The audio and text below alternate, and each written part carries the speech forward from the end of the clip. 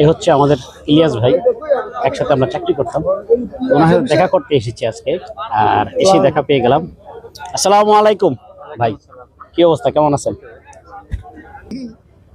প্রিয় দর্শক, উনি হচ্ছেন আমাদের সেই ইলিয়াস ভাই, অনেকেই চিনেন, বিশেষ করে আমরা একসাথে যারা চাকরি করেছি তারা সবাই চিনি।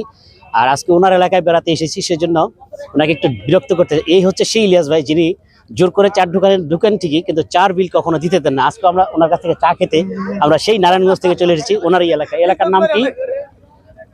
এলাকার নাম কি? এই এলাকা মাঝির ঘাট। এটা হচ্ছে কোন ডিস্ট্রিক্ট? এটা জেলাটার নাম বলে। শরীয়তপুর জেলাতে। এত দূর চলে এসেছি আমরা চা খাওয়ার জন্য ইলিয়াস ভাইয়ের সাথে। চলুন আমরা ইলিয়াস ভাইয়ের সাথে চা খাই। প্রিয় বন্ধুরা, তো অবশেষে ইলিয়াস ভাই এখন আমাদের চায়ের দোকানে নিয়ে এসেছে চা খাওয়ানোর জন্য।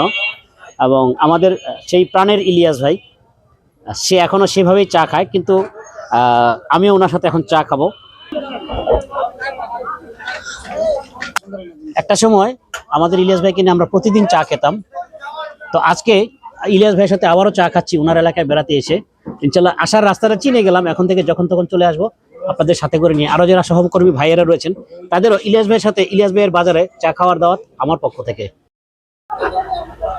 ইলিয়াস ভাইয়ের এই স্বভাবটি কবে পরিবর্তন হবে যায় না, উনি এখনো দোকানদারকে সেই চায়ের বিল পরিশোধ করছেন, যেটা আমাদের সাথে করতেন যখন আমরা একসাথে কাজ করতাম। তো এই হচ্ছে চায়ের দোকানের সেই ভাই। তো ইলিয়াস ভাইয়ের অভ্যাসটা পরিবর্তন না হোক সেটা কোনো কথা না, কিন্তু ইলিয়াস ভাইয়ের যে চরিত্র সেটা কিন্তু আমরা বেশ ভালো করেই জানি, যারা ওনার সাথে আমরা একসাথে কাজ করেছি। তাই অসংখ্য ধন্যবাদ জানাই। আমরা বেড়াতে এসেছিলাম পদ্মা সেতু দেখতে, এবং ইলিয়াস ভাইকে ফোন করার সাথে সাথে উনি ওনার ব্যস্ততা ছেড়ে আমাদের কিছু সময় দিল। অসংখ্য ধন্যবাদ জানাই ইলিয়াস ভাইকে। ধন্যবাদ বন্ধুরা সবাইকে।